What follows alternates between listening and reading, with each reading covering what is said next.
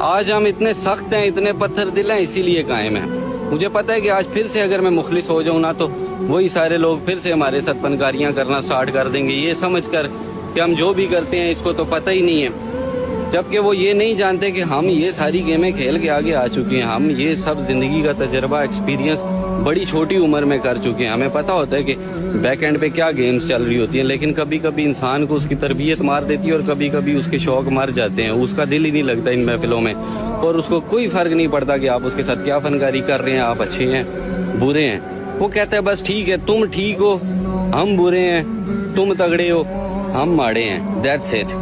تو Khan we need to understand کہ یہ دنیا مخلصوں کی ہے ہی نہیں۔ اگر تم نے اپنی ذات کا سوچنا ہے تو پھر بندے چھوڑنے پڑیں گے خان،